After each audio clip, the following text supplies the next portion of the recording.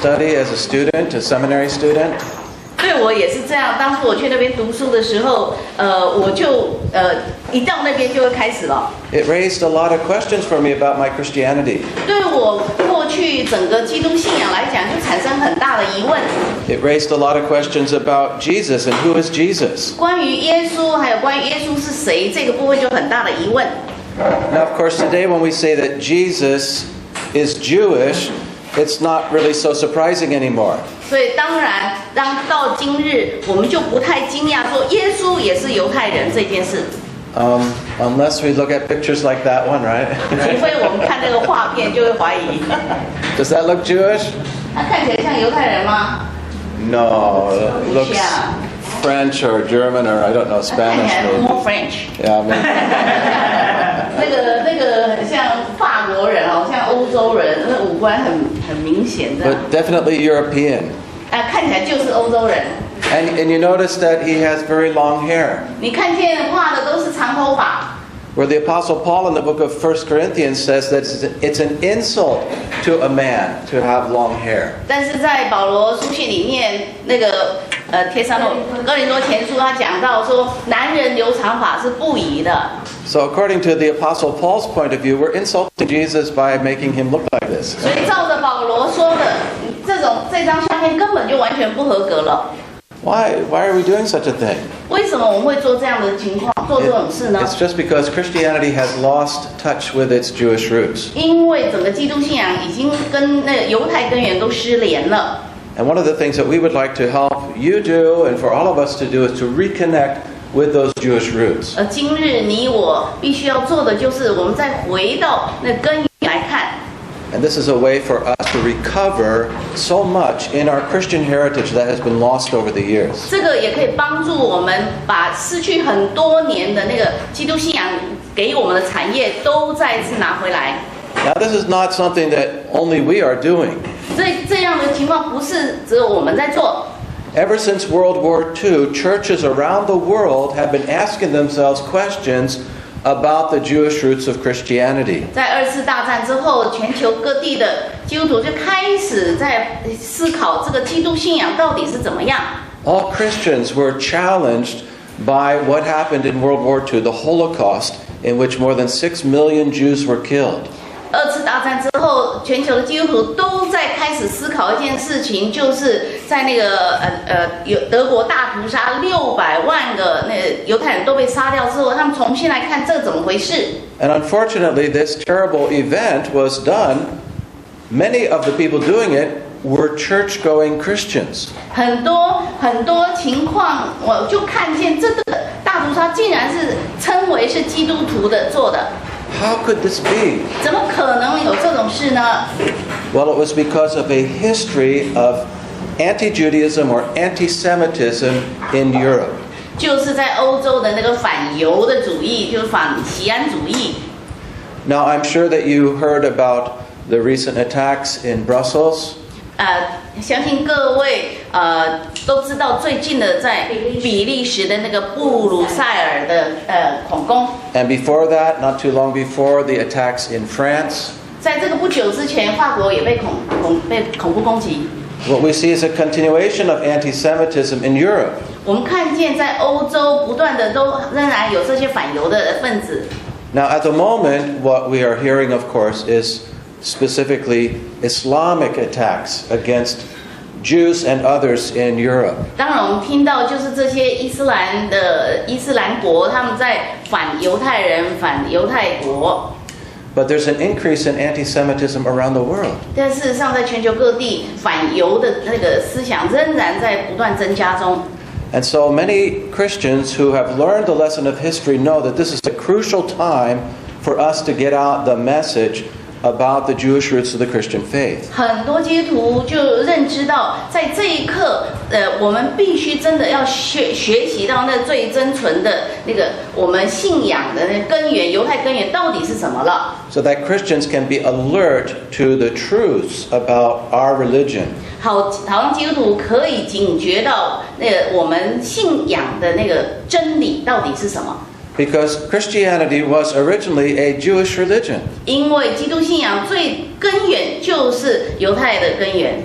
focused around a Jewish man, Jesus, 而且这个中心点在于犹太人耶稣， his Jewish disciples, 是他那群犹太门徒 who wrote a Jewish book 写了都是犹太文的那个希伯来文犹太人的书， that we call the New Testament, 我们称为新约的。 which is based on another Jewish book, the Old Testament. 而这些新约是根据另外一本跟旧约，就是那犹太人的书信，犹太人的书写出来的。 Of course, another event that opened the eyes of the church to what's happening today is the miraculous reestablishment of the state of Israel. 而对于今日基督徒最大的震撼，就是伊斯兰国成立出来了。那个最神迹的一件事情是以色列复活。OK， 以色列复活。Yeah, you know, just 100 years ago, 差不多几百年前， there was no state of Israel. 根本没有以色列国。 There had not been a Jewish nation since almost the time of Jesus. 耶稣升天之后，就不再有那犹太的国度了。 The Jewish people had been scattered all over the world. 犹太人被分散到全球各地。 But beginning at the end of the last century, God began to bring them back to Israel again. 而上个世纪，神就开始再一次把犹太人都召回了。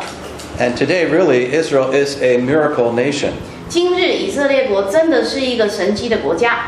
The fact that the people speak Hebrew is really a kind of a miracle. 所以事实上，就是这一群人仍然在讲着希伯来文，已经是一个最大的神迹了。 Hebrew was a dead language for hundreds and hundreds of years. 其实希伯来文已经是不再被使用几百年之久了。 It was only used in synagogues for certain prayers and blessings.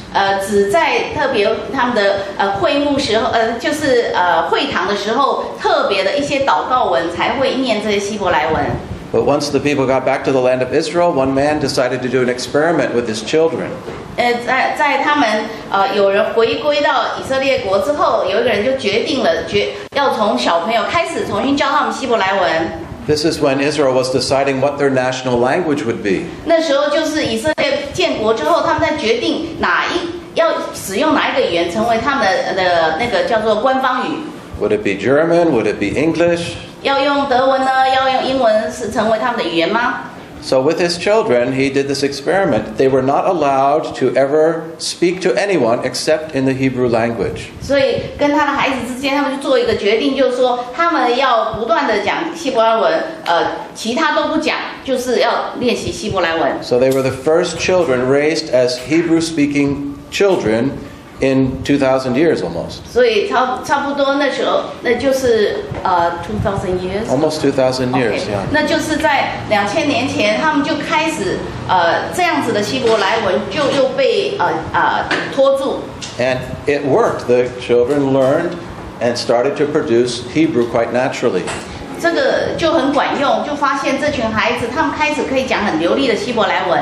And from there, the language quickly spread around the nation. 从那个开始，就是这样语言就传遍了整个全国了。 So today, of course, almost everybody in the nation speaks Hebrew. 所以当然到今日，在以色列里面，几乎每个人都讲希伯来文了。 A dead language resurrected to national life. The first time it's ever happened in history. 这是已经死亡的一种语言，不再用的语言，竟然在一个国家又再次复活起来，这在整个历史里面从来没有过的。 The restoration of the Jewish people to their land and the miracle of the state of Israel also poses a big question for Christians. 所以这是 post。 It raises a serious question for Christians. OK， 这样子的复国，这样的语言，又恢复，这对基督徒来讲就开始产生了很多的那个疑问了。 Because for hundreds of years, Christians had been teaching that all the blessings in the Bible are for Christians and all the curses in the Bible are for the Jewish people. 因为对基督徒来讲，几百年的教导都告诉我们，所有的祝福都是为了给基督徒，所有的咒诅都会临到那些犹太人。 But now God was honoring ancient promises to the Jewish people. 但是今日我们看见神竟然就是照着他过去的应许，给那古代的希伯来人的应许，现在就是应验在他们国家。 So clearly something was wrong with what Christians had been teaching over all of these years. 之后基督徒就发现这几百年这样的教导似乎都错误了。And this false theological view that I'm referring to is often called replacement theology. 这样的错误神学其实是根基于那替代神学而来的， That Christians have replaced the Jews as God's holy people. 就是基督徒，就是外邦基督徒已经替代了神的选民犹太人，成为神的选民了。 Now, it's true that the Bible says that God has raised up the Gentile Christians to be a holy people to God. 当然，圣经也讲了，神要兴起外邦基督徒成为神圣洁的子民，没错。 But the promises that God has made to us through Jesus never negated the previous promises he had made to the Jewish people. 但耶稣告诉我们的，对外邦基督徒所承诺这些祝福，绝对不会说就替代到，然后就不再应许犹太人过去的那些来成就。 And the evidence of this faithfulness on God's part is the fact that Israel exists as a nation today. 而神应许的这样的信实呢，就印证在以色列国的再一次的复国。 So the restoration of the state of Israel has a very powerful message for believers in the Christian church. 所以以色列的复国，在整个基督教会里面是一个很大的一个启示。 For example, we could refer to Isaiah chapter 11. 举例，我们可以看看以赛亚书11章。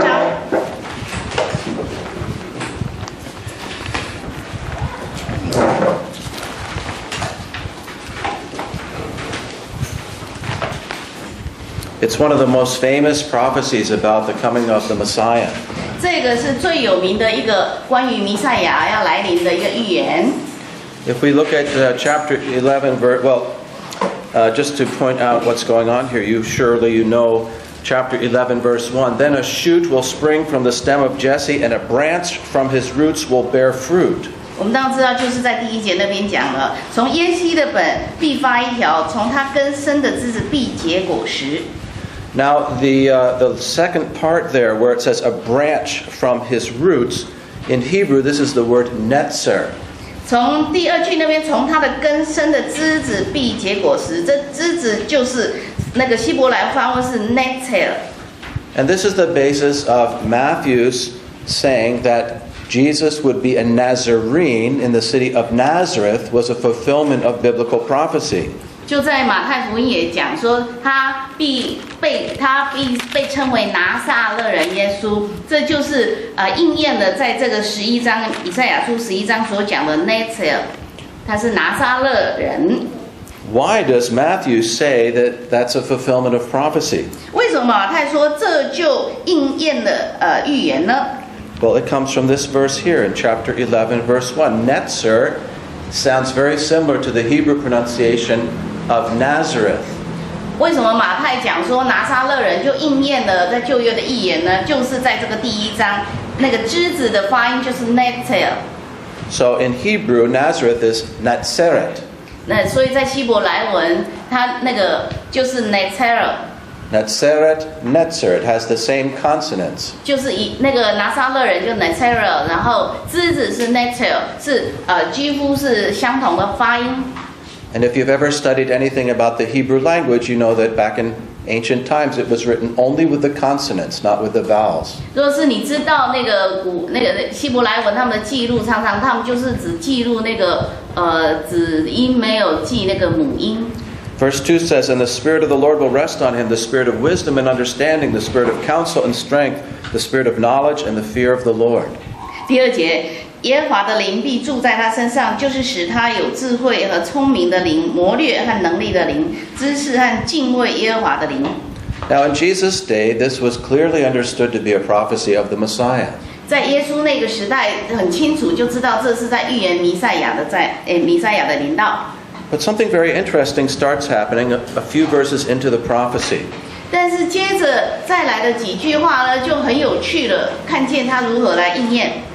In verse 10 it says, And it will come about in that day that the nations, this word also means the Gentiles, will seek the root of Jesse, who will stand as a signal for the peoples, and his resting place will be glorious. 第10节，到那日，耶西的根立作万民的大旗，外邦人必寻求他，他安息之所大有荣耀。万民这边讲的也是外邦人，就是列国的意思。 Well, what does it mean that the nations, the Gentiles, in other words, us, that we will resort to the root of Jesse? 万民万国指的就是外邦人，就是属于我们就是，那竟然就是那个 Nazi 这个字要来立的。 Who is Jesse? 那耶西又是谁呢？ Right, father of David, right? 就是大卫的爸爸。 So this root of Jesse is talking about the lineal line, the patriarchal line of David and his family. 这个耶西的根就是这样子追根溯源，整个家族的家谱所列出来的。 How did they greet Jesus on Palm Sunday? 他们如何来欢迎在棕树节如何欢迎耶稣的呢？ Son of David, right? 记不记得他们怎么欢呼？是大卫的子孙，对不对？ Why is that? David was not actually his father. 为什么这么讲呢？事实上，大卫并不是不是耶稣的爸爸呀。 No, but he was a descendant of the royal line, the messianic line from David. 不是因为追根溯源，他就是从皇族这么的后裔出来的。 So this is talking about Gentiles turning to the Messiah. 这谈的就是外邦人要归向弥赛亚的。 And if you're a Christian and you're here tonight, this means this prophecy is about you. 所以你是基督徒，你今晚在这边，你听到这句话，这个应许就指的就是你我了。 It says that he will stand as a signal for the peoples. 他说他要立作万民的大旗，就是那个记号。 That's what Jesus is. He's a signal to the Gentiles that God has accepted us through Jesus when we were not accepted before. 意思就是说，耶稣成为神接纳外邦人的一个记号，这是在过去古代从来没有过的事。 And when it says that his resting place will be glorious, this is a term that was used to refer to heaven. And we know that Jesus, after his resurrection, he ascended to glory, to heaven. 他安息之所大有荣耀，指的就是那个在天国，就是耶稣死后复活升天，他得着荣耀。 Now, this part, of course, is already fulfilled and is something that should be familiar to every Christian. 所以这个已经是应验的了，对每一个基督徒都很熟悉这个情况。 But what about the next verse, verse 11? 但下一句怎么办呢？11节。 And it will happen on that day that the Lord will again recover the second time with his hand the remnant of his people who will remain from Assyria, Egypt, Pathroth, Cush, Elam, Shinar, Hamat, and from the islands of the sea. 当那日主必二次伸手救回自己百姓中所剩余的，就是在亚述、埃及、巴特罗、古什、以兰、示拿、哈马，并众海岛所剩下的。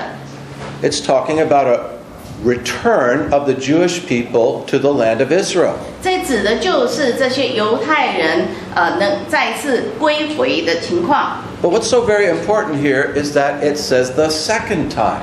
这边很重要一句话就是第二次。 Now let's try to remember what was going on in the time of Isaiah. 我们再来想想，在以赛亚那时代是什么情况？ Isaiah was prophesying just before the Assyrians destroyed the northern kingdom of Israel. 这以赛亚的预言就是在叙利亚已经灭掉北亚述已经灭掉北国的之后了。 The northern 10 tribes were taken into 之前，对 exile. 不起，之前。OK，I'm sorry. Oh, that's all right. Please. Okay. Can you repeat? So at just after the time of Isaiah, the northern 10 tribes in the nation of Israel, the northern kingdom, were taken into exile to Assyria. 所以意思就是说，他这个预言的时候，北国这个已经10个支派已经被掳到那亚述那边了。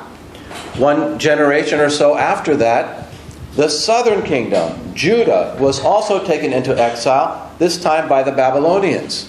过了一个世代之后，南国就是犹大也被掳到北方了，就是掳到巴比伦。 And if you are familiar with the stories of the Bible, you know that they did return after about 70 years to the land of Israel. 若是你熟悉这整个情况，我们会知道，在70年后，他们真的又回到耶路撒冷。 But this was only the first time that they returned to the land. 所以这个就是第一次回到他们自己的土地。 What was the second time that they returned to the land? 那第二次要回到他们自己土地是什么时候呢？ Well, nothing like that happened later in Old Testament times. 在旧约就都没再发生过了。 It wasn't until New Testament times that something like this started to happen. 在一直到新约，看起来似乎有发生了。 Do you remember when Jesus looked over the city of Jerusalem, he prophesied that it was going to be destroyed. 记不记得耶稣看着耶路撒冷就发预言，耶路撒冷要被摧毁掉？ And this happened exactly 40 years later, 这个整个被毁掉，就是40年后就应验了。 when the Romans destroyed the temple in the city of Jerusalem. 就是罗马政府就毁掉整个这个整个城市跟那个圣殿。 At this time, Jewish people started to be scattered all over the world. 这一次犹太人就被驱散到全世界各地了。 And that scattering continued from the time of the apostles right up until the last century. 这个驱散从使徒时代那时候开始，一直到上一个世纪，都是散落在各地的。 And it was only around the year 1900 that the Jewish people started to come back in large numbers to the land of Israel again. 一直到1900年的时候才开始，犹太人大量的回到他们自己的土地， And they're still coming. 他们仍然在归回当中。 In fact, this year was a record year. 事实上，今年所有的记录， Normally, there's been something like 10,000 coming back every year. 过去平常差不多每年会有1万个犹太人回归他们的国家。 But this last year, there was 30,000. 哦，算是去年记录，竟然有3万人归回以色列国。 Many of them from France 大部分人来自于法国， because of the attacks that took place in France. 就是因为在法国有这样的攻击，恐怖攻击。 In other words, this second time restoration is happening in our lifetimes. 换句话说，这第2次这样的一个恢复呢，就是在我们现在有生之年正在看的。 We are seeing prophecies fulfilled that kings and priests and prophets of old would have loved to see. 这个就是我们在看见的，就是过去在那些过去的王、那些祭司，他们看着这预言，想要能够看见的情况。 And this is only one place where this event is prophesied in the Bible. 这是在圣经里面唯一有这个预言的地方，是这一个。 Actually, the return of the Jewish people to their land is the second most prophesied event in the entire prophecies of all the Bible. 事实上，这个在这样犹太人的归回呢，是在整本圣经里面的那个第2次这样的归回，很大的一个应验。 What is the most prophesied thing in the Bible? 在圣经里面最大的预言是什么呢？这个是第2大的预言。第1大的预言是什么？ The ministry and the life of Jesus. 就是耶稣他生命做出来的这些服饰。 But the second most prophesied event is the return of the Jewish people to the land of Israel. 在圣经里面第2大的预言就是这些犹太人归回他们自己的土地。 So these, from a prophetic point of view, are very exciting times that we're living in. 所以事实上，只要从这预言的观点来看，这是我们现在活在这个时代最令人兴奋的事了。 So the purpose of this class, or whatever you want to call it, fellowship, or whatever we end up doing, is simply to bring you up to date on this prophetic perspective of what God is doing in our generation. 所以我们这样的查经班最大的一个目的，就是我们要从神还有从根源的观点来看这整个这样子的预言应该怎么看。 And there's a lot of different ways in which we hope to do that. 我们也希望说可以从各个不同的角度看进来。 We'll be sharing from the Bible. 我们会分享圣经， We'll be talking about current events happening in Israel and other places in the world. 我们也会谈论到如何去看在以色列发生的事情，现在还有在各国发生的事情如何去看。 And we'll also be praying for Israel and for the other things that we talk about. 而且我们也会为以色列祷告，还有为我们谈论到的事情来祷告。 So I hope that you'll find this interesting and you'll want to join us so that you can learn more about what God is doing in our generation. 所以希望你们对这个有兴趣，我们加入，我们大家一起来探讨神在这个世代用圣经如何来看神在我们这个世代要做的事。 Now that was all big introduction. 对不起，这个只是引言而已，有点长。 But generally what we would like to do is to start out with a Hebrew song. 我们开始都会先来唱那个希伯来文的诗歌， Would you like to learn a little bit of Hebrew? 要不要学一点希伯来文呢？ It's okay? 好不好？好。 So, shalom. Shalom。 Okay, now they're speaking Hebrew 啊，你 already. 们已经讲希伯来文了。 I want to teach you a very simple yet a very powerful song, traditional song from Israel. 我要教你们从以色列一首很简单但是大有能力的一首歌。 Do you remember what Jesus said on the day that he came on the donkey to Jerusalem? 还记不记得耶稣骑着驴子进到耶路撒冷的时候，他怎么说？ He said, "You will never again see me until you say." 他说：“你们再不会看到我，直到你们说。” 哇哦！ Okay, so now let's try it in Hebrew. 你们刚讲那句话，现在我们用希伯来文把它讲出来。 Baruch 巴鲁，喉音啊，那个漱口的音。 Baruch. 巴鲁， Whoa, good. 要漱口的声音啊， That means blessed. 就是祝福蒙福的。 Haba. 好吧， Ha means the. 哈就是冠词 the， Ba 巴 coming. So the one coming. 就是 the one， 就是那一位来的，特定的那一位来的。 So let's say it again. Baruch. 巴鲁， Haba. 好吧， Next is B'Shem. 不是。 Bu is an attached preposition. It means in. 就是b 在前面就是一个介系词，就是 in 在里面。 Shem means name. Shem 就是名字的意思。 Adonai, what's that? 阿多奈什么？ Zu. 主 ，yes。 Okay. And how about this word here? 那下面那个呢？那什么意思？ Hallelujah. What does it mean? 哈利路亚是什么意思？ Hallelujah means praise.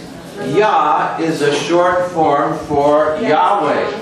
所以哈利路是赞美的意思，亚就是亚伟的缩写， So it means praise Yahweh. 就是赞美亚伟。 Okay, so let's try to sing it. 好，我们试着来唱。 Baruch haba b'shem Adonai, Hallelujah.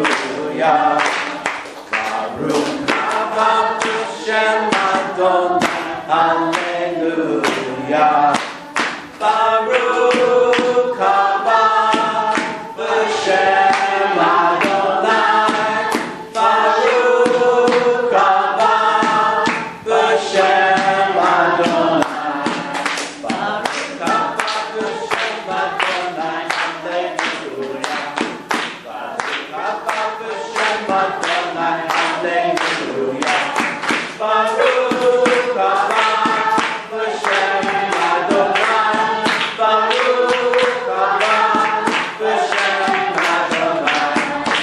Wait, something's wrong. 哎，等一下，好像有点不太对。 We're singing a Hebrew song, but you're all sitting down. 哎，唱希伯来文歌不应该是坐着 Come 的。 on, let's stand 好，都 up. 站起来。 Ready? You have to move around a little bit. 因 Ready? 为唱这样的歌，我们身体都要动哦。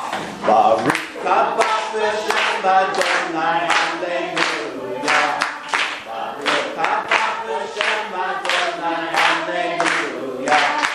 Baruch haba b'shem Adonai, Baruch haba b'shem Adonai. Baruch haba b'shem Adonai, Hallelujah. Baruch haba b'shem Adonai, Hallelujah. Baruch haba b'shem Adonai, Baruch haba b'shem Adonai. Hey! You may be seated. 请坐。 Amen.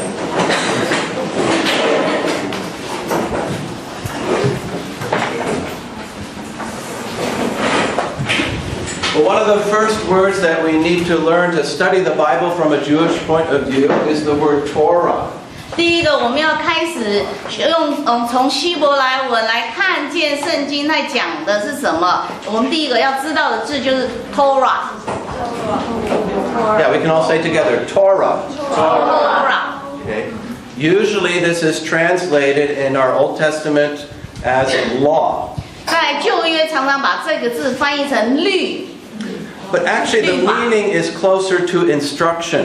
事实上这个 Torah 的意思比较说是那个引导指引。 So from the Jewish point of view, what we usually call the law of Moses is the instruction given to Moses. 所以这个摩西的律法，事实上正式的意思应该是从摩西来的那个引导的书， The instruction for how to live your life in a way that is pleasing to God. 引导我们怎么样过活才能得蒙神的喜悦。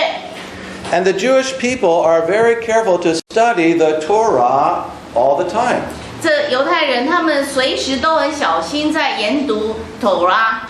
I mean, if they're religious Jews. 我的 Okay. 意思是说，非常宗教性的那些犹太人。 Not every Jew is religious, but that's a different story. 但不是每个犹太人都是很宗教性的，这另外的事，我们现在不讲。 And among the religious Jews, what they will do is read a section of Torah every week. 他们很宗教，属于宗教性的犹太人，他们每一周都会有妥拉的读经进度。 It's just like some Christian churches have a cycle of scripture reading that they follow every year. 就如同现在的基督教会，他们会有这样子的读经的进度，每一年都有这样的固定的进度给会友。 Now, when we're talking about this Torah portion, we're using one of a couple different meanings of this word today. 所以今日这个妥拉有两个意思在内。 The first meaning is the Torah as the 5 books of Moses. 这妥拉第一个意思就是摩西五经， The second meaning is the whole of the Old Testament. 第二个意思就是整本旧约的意思。 So you can hear the word used in both of these ways at different times. 所以你会听到在讲妥拉这两个意思，常常来来回回都会有这个意思在。 But when we talk about the weekly Torah portion, this is a section from the book of Moses, the 5 books of Moses that is read each week. 所以我们说到的每周的妥拉读经进度，我们看的都是那个摩西五经里面的。 And they will read through the whole of the 5 books of Moses once every year. 他们这样的进度就是每一年就会读完一次摩西五经。 In Jesus' day, they read through once every 3 years. Jesus。 In Jesus' day, they read through the Oh, okay. whole of the 5 books of Moses in the synagogue once every 3 years. 所以在耶稣时代呢，在那个会堂里面，他们这样子的固定的妥拉读经进度是3年会一轮。 But after they were scattered from the land of Israel, apparently they felt they should read it more often. 他们被驱离以色列土地以后，他们觉得他们应该更多的读妥拉。 So these same sections of the Torah are read in synagogues all over the world week by week. 所以这样子的妥拉的读经的进度是在全球各地，他们都是有同样的进度在读。 And each section has been given a Hebrew name. 每一个读的这个进度都会有一个希伯来的名字，希伯来文名字。 And the Torah portion for this last week that ended on Saturday is called Tazria. 那这个礼拜就是上个周六的那个妥拉进度，它的名字呢就是 Tazria。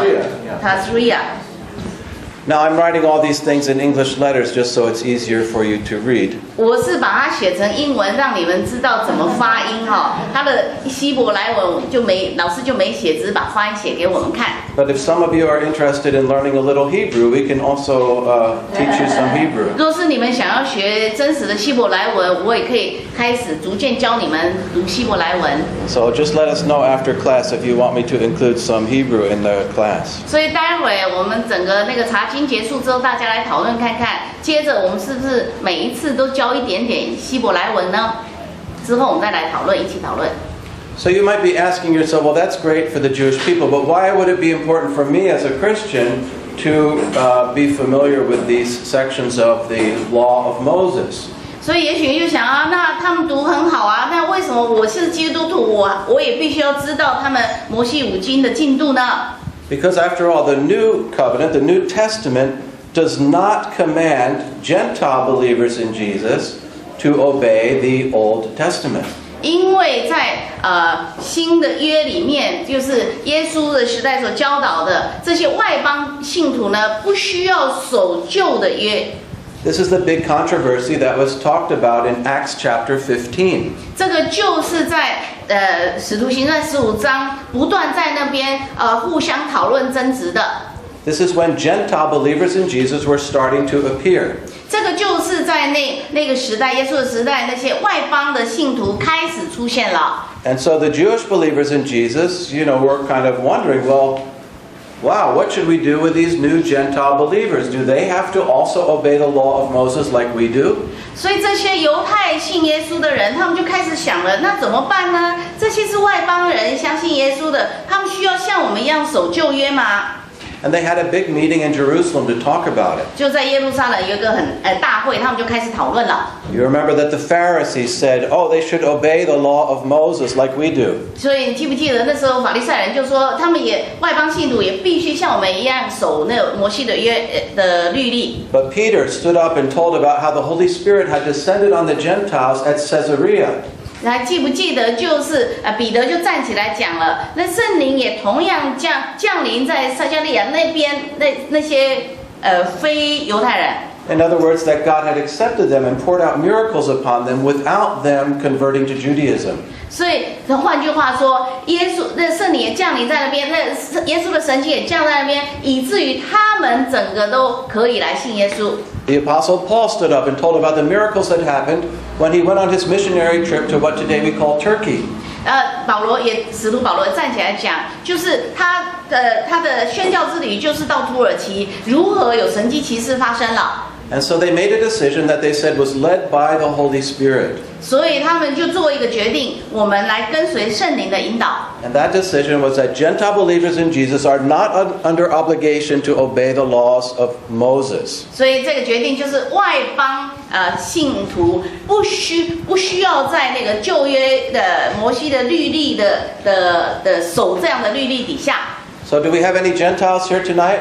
今晚有没有外邦基督徒呢？举个手。Okay, how about any Jewish people here tonight? 在座有没有是犹太人的举手？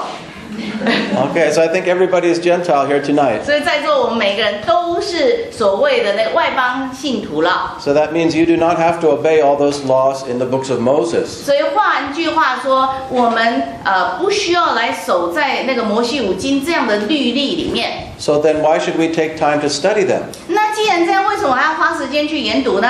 Because that law provides images and pictures and instruction pointing to Messiah. 因为这摩西五经，就是这个妥拉，它就带出这样的引导，然后这样的洞悉，让我们知道如何把我们指向耶稣要我们所过的。And if we want to understand Jesus accurately, we must understand this material that is telling us who he is. 若是想要更正确的理解耶稣的话，我们就必须从这些更来知道耶稣到底是怎么样的人。If you try to figure out who Jesus is only from the New Testament, you're going to make several errors. 若是你只企图从新约来理解耶稣的话，你一定会缺失到好几个部分的空白。 Because there will be many customs and many prophecies and many things that they are doing that you will not understand. And then you will come up with your own idea, well, maybe it means this or maybe it means that. 因为在新约你会看到很多他们的传统，很多他们的预言，你就完全看不懂，然后就会用自己的想象说，也许讲这个，也许是讲那个了。 And whenever the church has tried to do this in the past, it has made big mistakes. 所以这就是过去教会界所试着做的，是犯了很大的错误的。 So we want to get back to have the kind of understanding that the New Testament church had about who Jesus is. 所以这个我们也是要回到在新约时代教会，我们要真的去理解这到底耶稣是怎么样的。 And studying the Torah portion helps us to do that. 来，也跟着研读妥拉的读经，也帮助我们可以真实的理解。 So as I said, the Torah portion for this last week up until just this recent Saturday is called Tazria. 所以刚刚我讲了，上个礼拜到周六那一周的那个妥拉进度有一个希伯来文名称，就是这个Tazria。And this starts in Leviticus chapter 12, verse 1, 这从利未记12章第1节开始， and continues to chapter 13, verse 59. 一直到13章的39。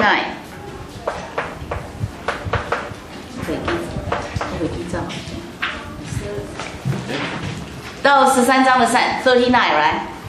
Yeah, from Leviticus 12, 1 okay. to 13:59. 59。这上一到周六的那个妥拉读经进度就是利未记12章第1节，一直到13章的59节。So let's turn to that section and take a look at it. 我们来翻到这一周的妥拉读经，我们稍微看一下。Chapter 12, Then the Lord spoke to Moses, saying, Speak to the sons of Israel, saying, When a woman gives birth and bears a male child, then she shall be unclean for 7 days, as in the days of her menstruation she shall be unclean. 在耶和华对摩西说：“你晓谕以色列人说，若有妇人怀孕生男孩，她就不洁净7天，像在月经污秽的日子不洁净一样。第8天要给婴儿行割礼。妇人要在产血不洁之中。” Now, as you can tell just by reading it, this uncleanness has to do with the shedding of blood. 这个谈论的就流血的那个力。 This is what rendered her unclean. 这个被看为就是认为是不洁的。 In verse 3, And on the 8th day the flesh of his foreskin shall be circumcised. 第3节，第8天要给婴儿行割礼。 Well, now maybe you recall that this is what happened to Jesus. 也许你就想起来耶稣发生的事了。 The New Testament also mentions that this happened to John the Baptist. 这个新约也提到，在施洗约翰也是有这样的事。 That they were circumcised on the 8th day. 在第8天要给婴儿行割礼。 Now, according to Jewish tradition, this is when the child formally enters into the covenant of Abraham. 这个就是在要回到那个摩西的，就是跟他们百姓立约的一个规定。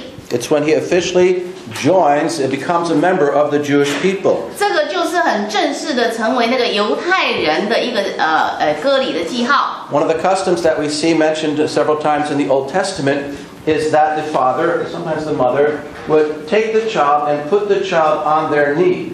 还有另外一个他们的传统习惯是，就是那个爸爸会把婴儿放在他的那个腿上。 When the father took the child and placed it on the knee, this means that he accepts the child as his legitimate child. 他要做这样的一个动作，就是这代表爸爸接纳这个婴儿成为犹太家族的一份子。 If he did not do that, the child was not officially part of the family. 所以爸爸若不做这个动作的话，这婴儿就不属于这个家族的一份子。 And this is also when they would have the circumcision. 这个也是在他们也必须要行割礼里面。 So if you want to flip over to look at this in the New Testament, it's in Luke chapter 2, verse 21. 若是要看的话，就在那个路加第2章的21节。 It says, And when 8 days were completed before his circumcision, his name was then called Jesus, the name given by the angel before he was conceived in the womb. 有没有人已经翻到？先念一下。 8天就给孩子行割礼，与他起名叫耶稣，就是没有存在以前天主的行。 So as you can see right there, as we know from other sources, this was when the circumcision took place and when the child was given his Jewish name. 所以我们就看见了，在行割礼之后，就很正式的给这婴儿有一个犹太名字。 So even today, this is what will happen with a Jewish male child. 甚至在今日，在犹太人就是他们生男孩的时候，仍然照着这个律例在做。 A special person from the Jewish community will come. He's called a mohel. 特别在整个社区里面有一个特别的在犹太人里面有一个特别人，他必须会来。这个人叫做 mohel。 And he will circumcise the child with a sharp piece of flint, just as was done in ancient times. 他会拿一个是很锐利的一个火石刀来，要为婴儿施行割礼，就如同旧约的方式。 This is done as part of a religious ceremony.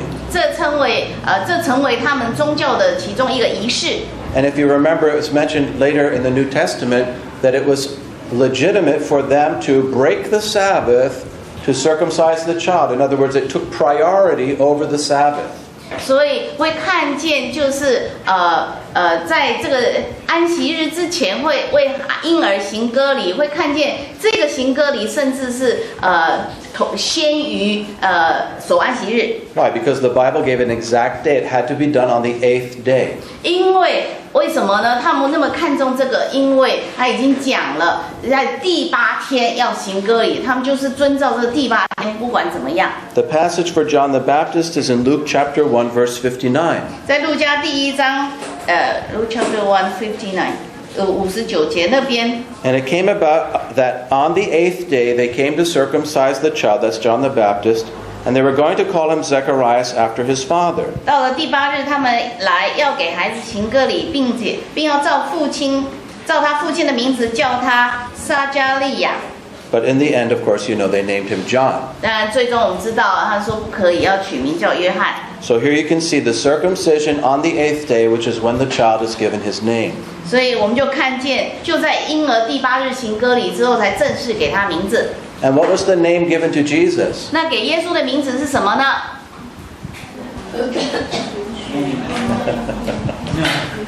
Jesus is English. Jesus 是英文发音哎，所以他给他什么希伯来文名字 Yeshua. 耶稣啊，所以世界没有耶稣，没有 Jesus 这个人。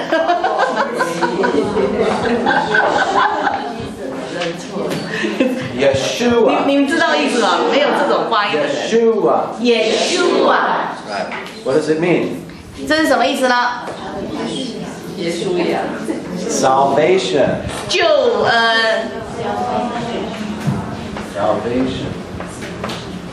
So there's a very important reason why the angel went to both Mary and Joseph to make sure he got the right name. 所以这是为什么天使一定要去到玛利亚跟约瑟那边，要确认他们要取对名字。 Okay, well, let's return now to Leviticus chapter 12 我们再次翻回到利未记12章， in verse 4. 在第4节。 Then she shall remain in the blood of her purification for 33 days. She shall not touch any consecrated thing nor enter the sanctuary until the days of her purification are completed. 妇人在产血不洁之中要家居33天，她洁净日子未满，不可摸圣物，也不可进入圣所。 Now, because she was unclean, she could not go into the sanctuary, which in the time of Jesus meant the temple in Jerusalem. 所以她既然是在不洁当中，就不可以进入在耶稣时代那时候我们讲的那个圣殿。 So the laws of purity, clean and unclean, were very closely connected with coming into the presence of God in the temple in Jerusalem. 所以这不洁跟洁的律例，跟在那个耶稣的时代仍然非常很贴近的在使用着。 So during this time, she's cut off from that. 所以在这一段不洁时间，他不可以进入。 Now this is talking about a male child. 这谈论的是生男孩哦。 So if we add together the 33 days plus the first 7 days that we read about in verse 2, that's a total of 40 days. 所以若是说33天加上前面的那个7天不洁净7天之后，他加去33天，就这40天了。 So we know that this is exactly how long Mary's impurity lasted after Jesus was born. 这边。 This is what would have happened to Mary when Jesus was born because he was a male OK child. 呀，这个我们就知道，在那个玛利亚生耶稣的时候也是这样子的。 Okay, so let's continue to verse 5. 所以我们继续看第5节。 But if she bears a female child, then she shall be unclean for 2 weeks, as in her menstruation, and she shall remain in the blood of her purification for 66 days. 她若生女孩，就不洁净2个7天，像污秽的时候一样，要在产血不洁之中家居66天。 So the first uncleanness, which is a stronger uncleanness, lasts for 14 days. 所以这样的前面的那个不洁污秽的时候，就是14天的意思了。 And the rest of her impurity, which is a little bit less of an impurity, is for 66 days. 再来，要产血中不洁，要家居在家居当中是要66天。 And if you add them together, it's 14 and 66 is 80 days total. 所以，假如14天加上66天，总共80天。So she will be unclean twice as long for a girl child than for a male child. 意思说生女孩，这的不洁是加倍于生男孩。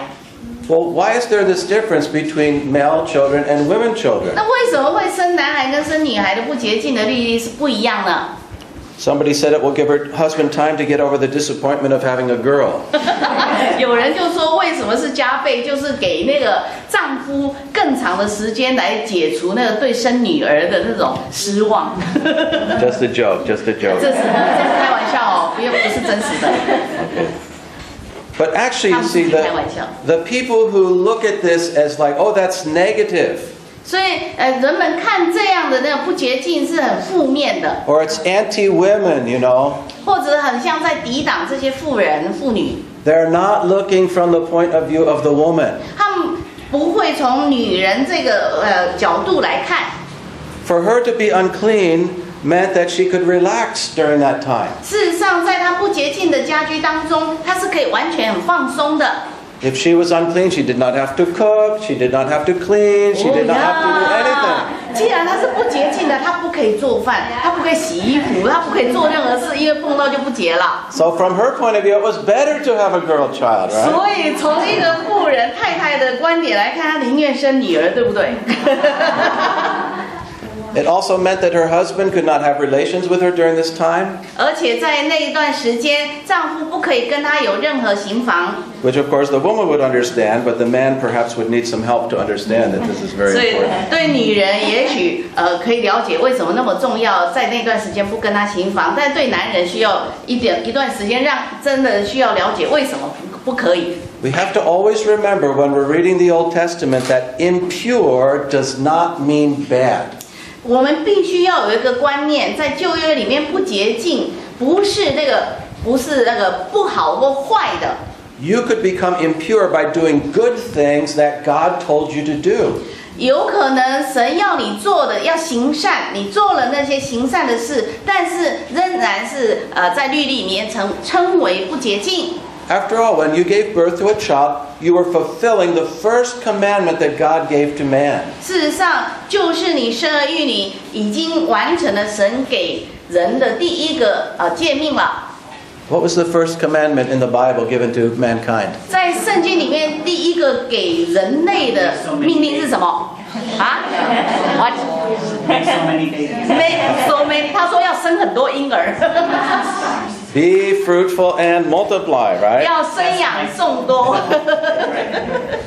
So if you're giving birth, you're obeying God. 所以你想生孩子是顺服神的命令哎， Even though it makes you unclean. 就算让你是接着是不洁净， So you see, you can become unclean even when you are obedient to God. 所以你就知道了，就算我们是照着神的律例来做的时候，也有在那种情况也是称为不洁净。 So being impure does not necessarily mean you did something wrong. 所以我们必须要抓住这个重点，不洁净不是说做错的事。 For example, the Bible also says that you're supposed to honor your dead, your parents or relatives. You're supposed to bury them in the ground. God commands this. 而在圣经里面，神也规定我们要尊荣我们的父母、我们的家人、亲属。当他们去世的时候，我们必须要埋葬他们的啊。 But of course, when you work with a dead body like that, it would make you unclean for 7 days. 但是叫去埋葬死人，会让你不洁净7天。 But again, it was because you were obeying the commandments of God.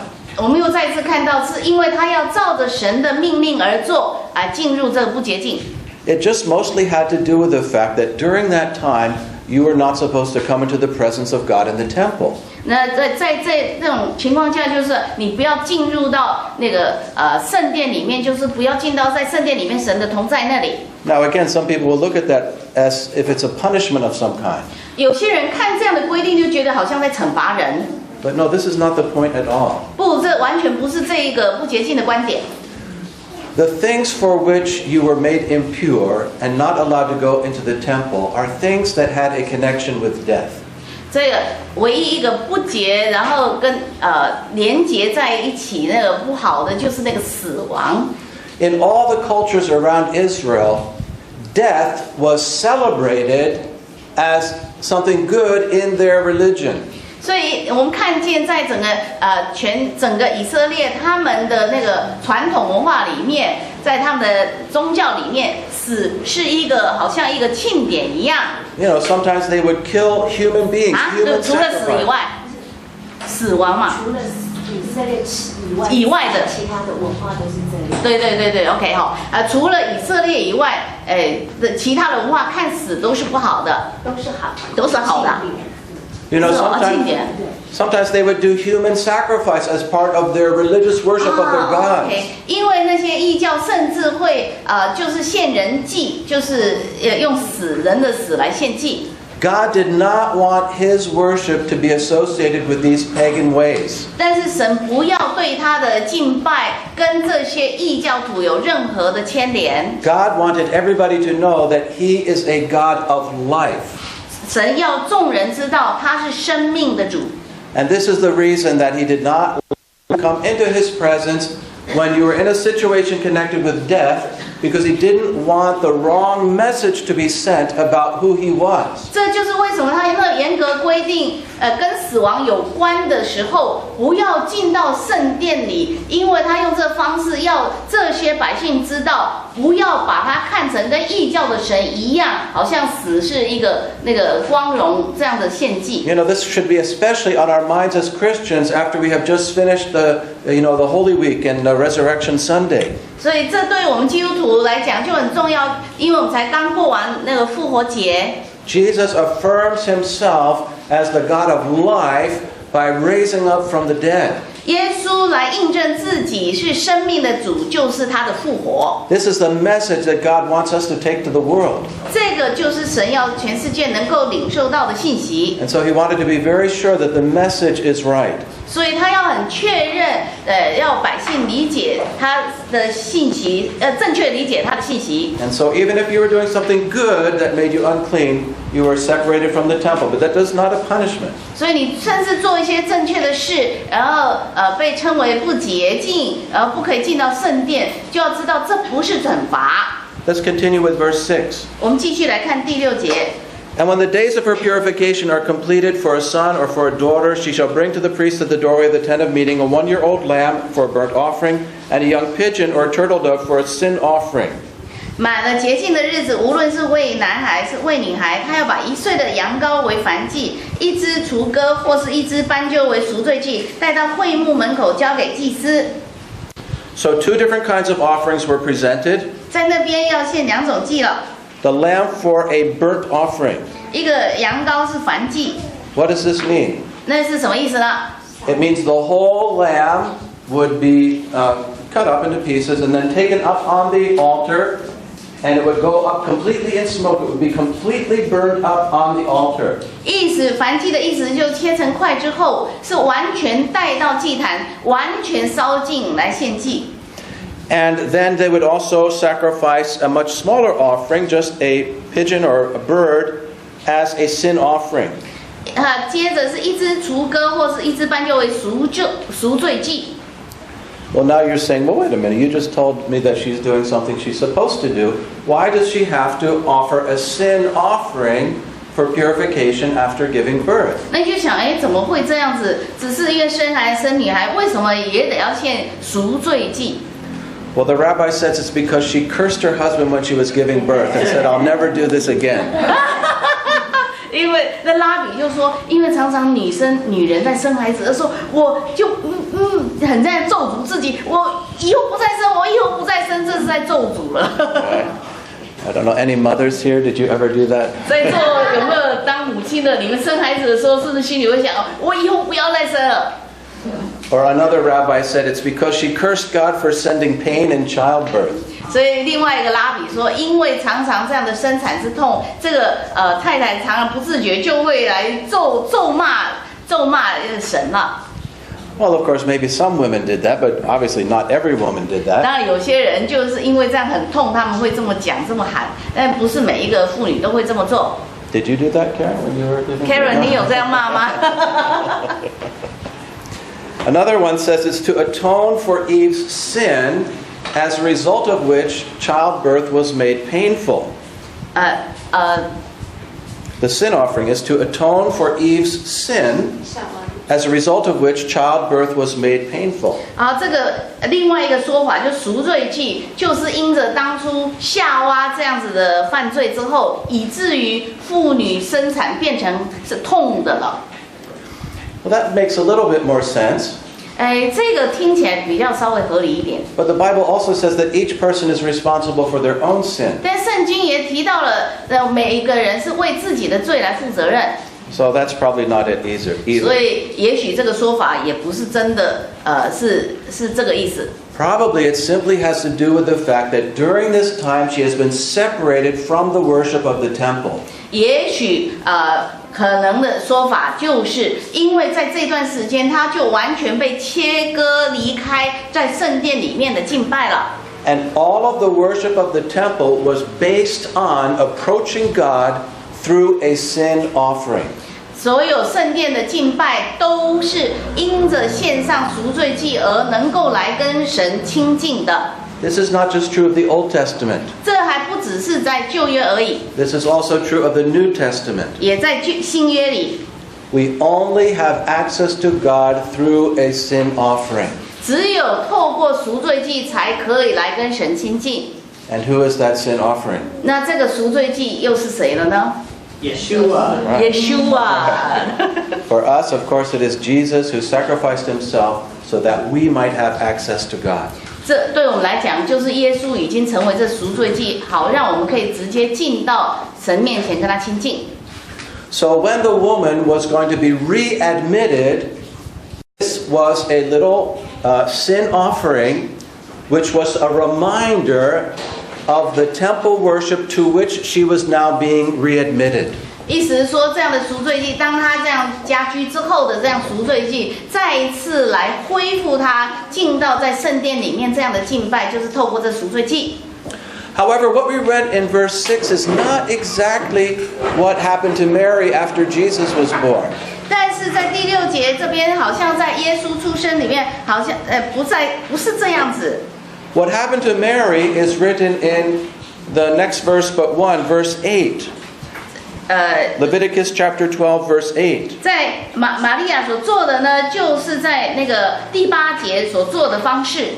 But if she cannot afford a lamb, then she shall take 2 turtle doves or 2 young pigeons, the one for a burnt offering and the other for a sin offering, and the priest shall make atonement for her, and she shall be clean. 他的力量若不够献1只羊羔，他就要取2只斑鸠或2只雏鸽，1只为燔祭，1只为赎罪祭。祭司要为他赎罪，他就洁净了。 And if you remember, this is what the parents of Jesus did. 如果是我们看圣经，就知道这个是耶稣他的父母为他所做的。 In Luke chapter 2, 在路加第2章 verse 24. 24节。 And to offer a sacrifice according to what was said in the law of the Lord, a pair of turtle doves or 2 young pigeons. 又要照主的律法上所说的，或用1对斑鸠，或用2只雏鸽献祭。 So what does this tell us? 所以这句话在告诉我们什么呢？ It tells us that the family was poor. 我们就知道了，他的家庭其实是贫困的， They could not afford the lamb and the pigeon for the offering. 所以他们没有办法用羊羔成为燔祭， So instead they gave 2 pigeons. 所以没办法献羊羔的时候，就要2只斑鸠、2只雏鸽。 Now actually the way that this was done in the time of Jesus was that the family would have come into the temple in Jerusalem. 这在耶稣时代要做的呢，就是让家庭人要进到那个耶路撒冷圣殿。 They would have gone through the court of the Gentiles and then into the court of the Jewish people. 要进到那个外院，就是有外邦人的，然后接着进到内院，就是犹太人那边的。 And here there was an area called the treasury. 在那边，那 treasury 怎么讲？府库啊，有一个地方叫做府库。 You might recall that in the New Testament several times Jesus was teaching in this area in the temple. 在新约里面会有几个地方你会看到耶稣就 12 trumpet-shaped receptacles there. 在那边就有是12个像那个号角的那样的一个形状的东西在那边。They started out narrow at the top, and then they got wide down towards the bottom. 在上方是比较窄的，然后接着往地上的延伸是就宽的了。And each one of these was for a different kind of offering. 在每一个这12个每一个都有不一样的献祭。So Mary and Joseph would have gone over to the one that had marked on it for the pigeon offerings. 所以这个就是这玛利亚所做的，就到那边去做那个斑鸠的献祭。And they would have put the number of coins in there that was required for that offering. 然后他们就会投那些钱币进去，就是他们的奉献。Later, the priest would come and open it up. 接着祭司就会来打开， He'd count the number of coins, 就来数算那些钱币的数量， and then they would offer that number of offerings. 就会照着那个数量来献祭。 You might wonder, why would they do it like that? 我们就想，为什么要这么做呢？ Well, I don't know exactly the reason, but I do know part of the benefit of doing it that way. 我不太知道为什么要这么做，但是我确实知道这样做之后的益处是什么。 It's that the woman would not be caused any embarrassment because nobody would know exactly what she was asking the offering for. 因为这样做的，让这个妇女就是比较贫穷的妇女，她不会有任何的尴尬，所以是让人家知道说她献不了多少。 So this is part of what they would have done when they came to the temple that day with Jesus, baby Jesus. 就是在耶稣时代，他出生时代，他们也是照着这样的方式在做的。 Well, the Tasriah portion continues into chapter 13. 这样的妥拉读经一直到13章。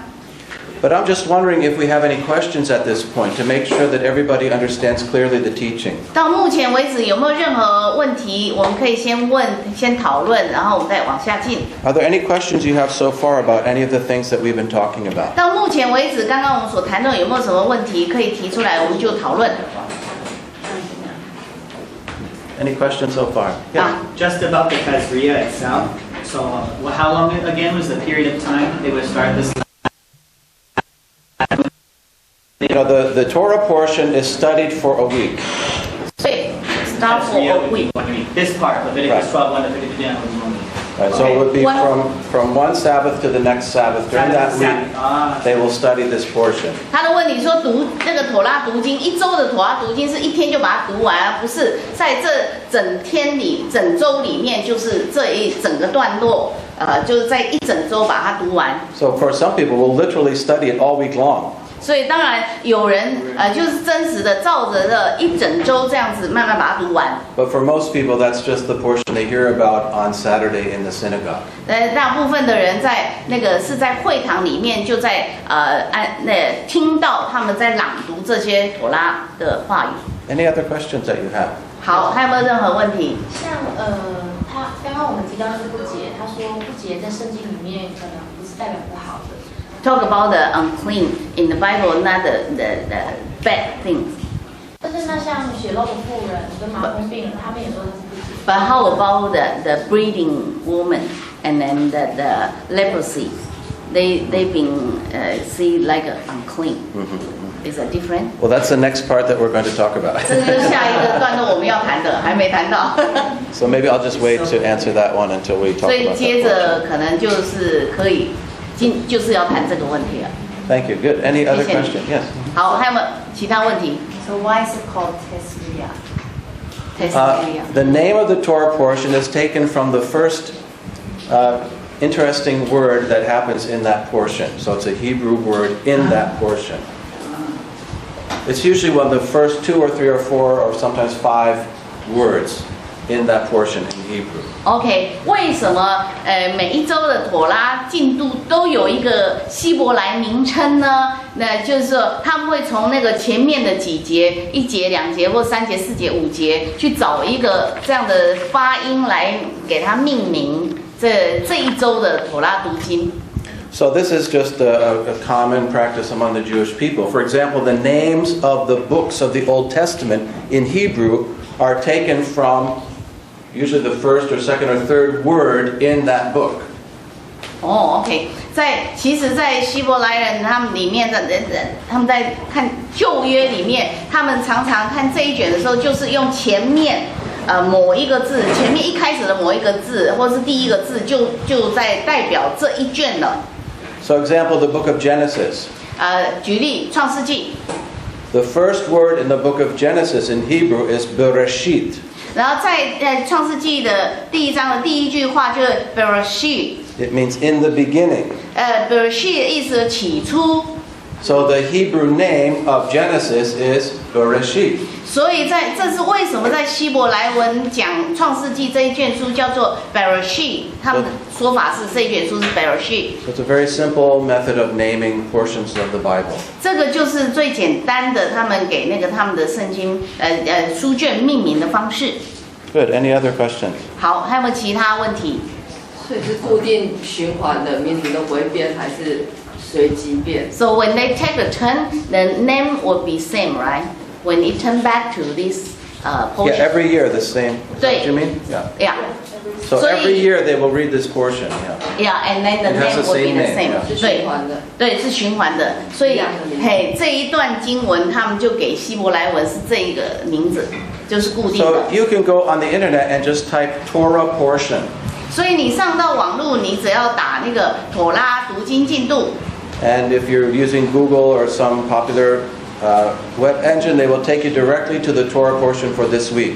所以你若是这么查的话，它就会把这一周的妥拉读经就打出来，就出现了，是固定的。 But I think only in English. I don't think in Chinese. I don't know. 但是应该是只有英文的部分啦，哈。 Maybe 应该是 somebody 没有 here 中 will 文 want to translate to Chinese. I don't know. We can 也许 see. 有人要不要把它翻成中文拖上网呀？ Good. Any other questions? 每一周的这个进度，还有没有其他问题可以提出来？这个就是讨论哦。那个 Yes. 刚刚讲不洁净是只有以色列，不是死亡是只有以色列认为是好的，不好的，其他异教都是认为是好的，因为他们献人祭、献婴儿祭。只有以色列，就是说在 Talk about 当 the 时， death. All see the good except Israel. For Israeli. maybe you can explain one more time Yeah. about the death. The death, how Israeli or how this culture look at death and other pagan culture. See So that. the question is that, so death for Jewish people, that, because you mentioned that Unclean. the uncleanness is also the main thing is that because it associated with Death. death. Yeah. So maybe you can Yeah. Explain speak more. that part. 所以刚刚 more explain. Well, you know, before I came to Taiwan, I used to live in the Philippines for 11 years. 我搬来台湾之前，我在菲律宾住了11年。 And during the year, they have this one festival where they go into the cemetery. 就是有一个庆典呢，他们 cemetery 是到哈，他们其中有一个庆典是到墓园， It's a little bit like 坟 Tomb 墓那 Swinging 边， Day, right? 哈。它是有点像我们扫。like 就是像我们的扫墓节哈 Except when they go there, they eat a meal right there in the cemetery. ，we too。 You do too? 他说跟我们不一样，是他们去到坟墓那边，大家在那边吃喝。我说我们也是嘛，对不对？我们小时候是把那些全部搬到那边，就是拜那个就是扫墓完在那边吃哎，没有 My，现在没有 students 了。 said they don't eat there in the cemetery. The young people don't care anymore. Maybe the young people don't eat in the cemetery. I don't know. 呀，那我是老一辈了。 Anyway, from a Jewish point of view, this is 在 very 犹太人 unclean, right? To 在 eat 犹太人 in 观点里 cemetery. 面，那个是非常不洁的， Because the food is made unclean by being in the cemetery. 因为食物在坟墓那边就称为是不洁净的了。 For example, at Passover time in Jesus' day, 举例，在耶稣时代的逾越节， they would go around the nation of Israel and they will paint white all the tombs. 他们在那时候要去到全国，把所有的坟墓都再一次漆成白色。 Why would they do that? 为什么要再一次漆成白色？ So you don't accidentally step upon the tomb and then you become unclean and you cannot eat the Passover. 因为要人们不让人们不小心去踩到坟墓，一踩到坟墓你就不洁净了，你就不能过逾越节的晚餐了。 So there are many different laws in the law of Moses to separate between the worship of God and death. 所以在摩西的律例里面，它很多就是要把它区分开来，在敬拜神当中，是要跟死亡给切割开来的。But you know, for example, if you go to Europe 再举例，我们若到欧洲， and you go into some of those old cathedrals, 若是去那些古老的那个大教堂， what do you see all around? 你看到在古老大教堂周边都是什么？ The tombs where dead people are buried, right? 坟墓，对不对？他们都把那个死人埋在那个教堂的后院的。 Wow, from a Jewish point of view, this is unclean. 对犹太人，这是绝对的不洁净的。 So why do Christians do that? 那为什么基督徒会做这样的事呢？ It's because they don't understand. 就是因为完全不理解。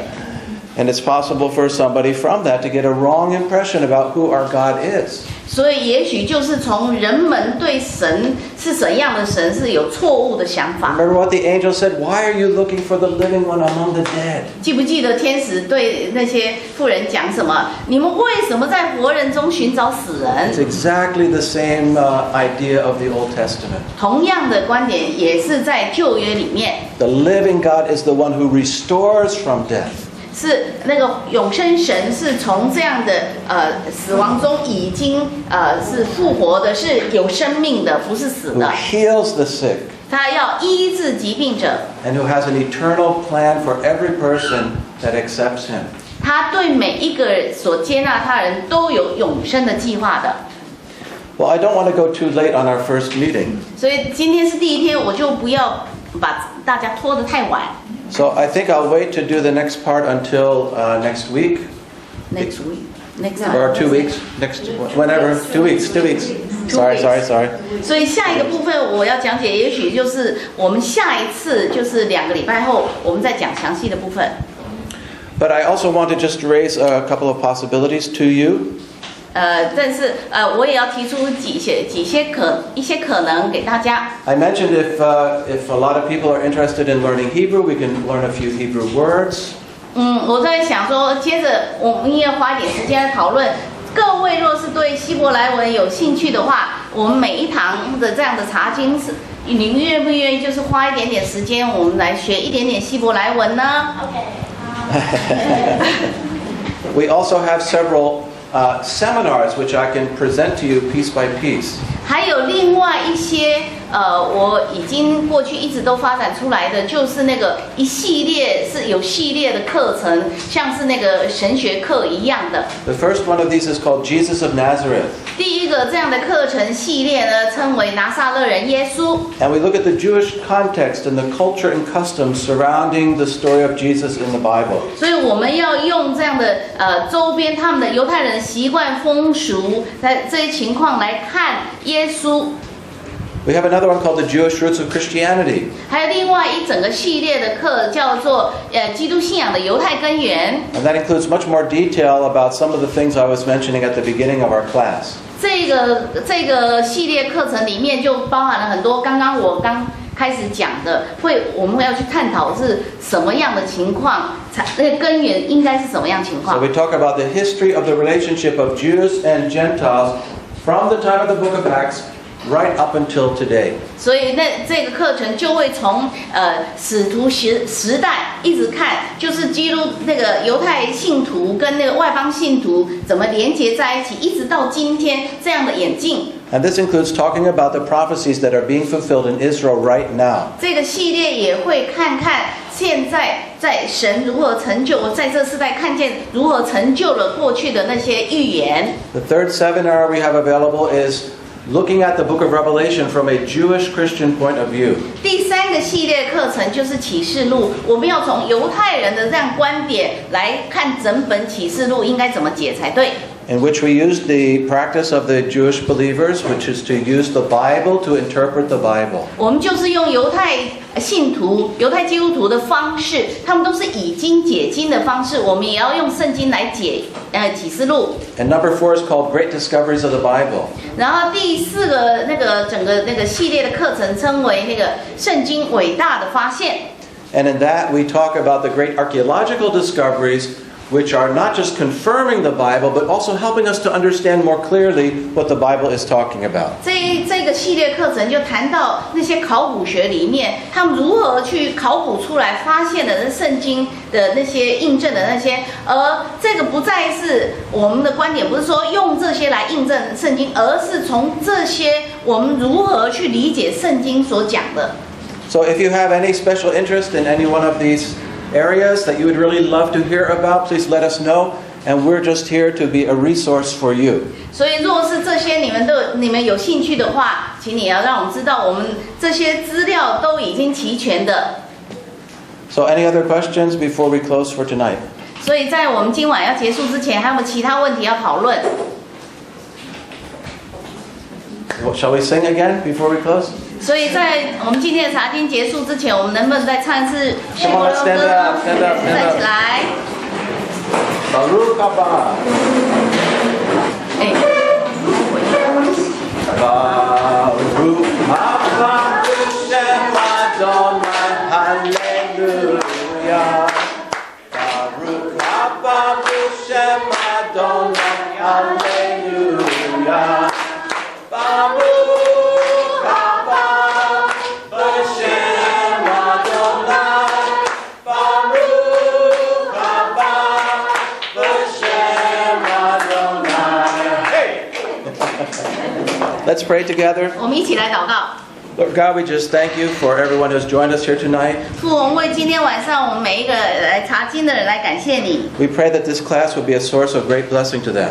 我们要祷告这样的查经班成为他们蒙福的一些资源， And that it would help all of us to grow closer to the living God 好让我们能够跟我们的永生神更亲近， and to his son Jesus, 而来更亲近永生神的儿子耶稣基督， Yeshua. 就是耶稣啊。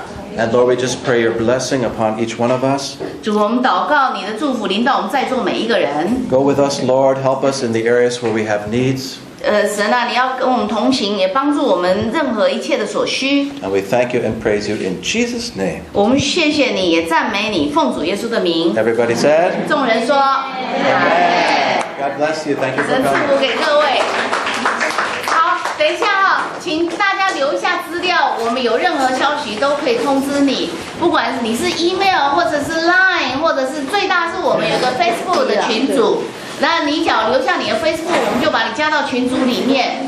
那我们。